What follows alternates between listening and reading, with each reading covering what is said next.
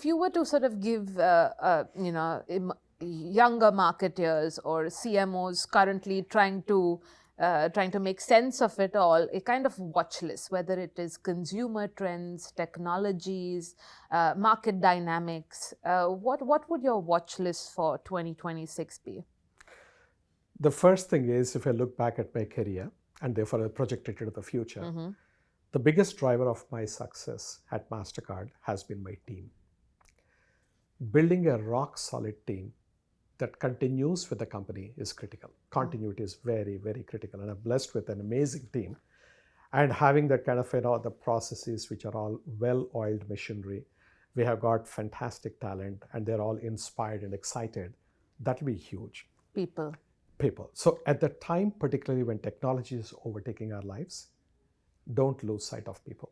People will still be your number one asset, first.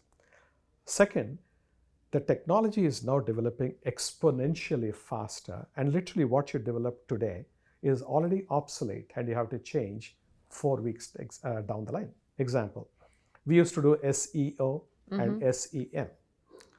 Then suddenly came AEO, answer engine optimization. Before we are optimizing for answer engine optimization comes in GEO. And then now there is REO, reasoning engine optimization. So everything is sort of evolving so rapidly. Unless you're on your toes, educate yourself what each one of these is, and educate your team, you will see the world go past you. So that's number two. They have to really invest time and effort to learn. Number three, this learning is not theoretical learning. Right. You have to get hands-on experience. The good thing is it's very inexpensive to make these trials and learn in the process.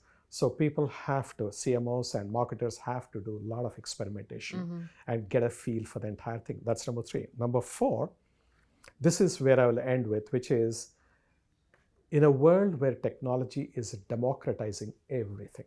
So whether I'm a tiny company or I'm a gigantic multinational organization with very different resource levels, we all have access to the same tools, and the tools are equally accessible to everyone in terms of price point as well. True. So if I give a smart brief and I say I'll do a fantastic prompt engineering, whatever else it is, and I give a brief, that same brief can be given by somebody from a much smaller company too. And AI will produce very similar outputs. It becomes very quickly a sea of sameness. In a world where there is a sea of sameness, where everything can be replicated in a fraction of a second by somebody else, the one which stands out is marketing.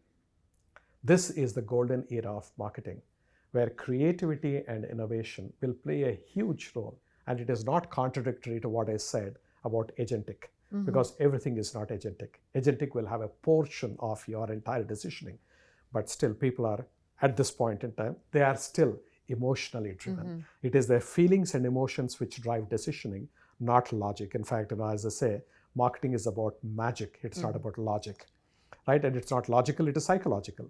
So from that perspective, this is the golden era of marketing. If marketers seize control and stay on top and define and drive the agenda, they'll be super.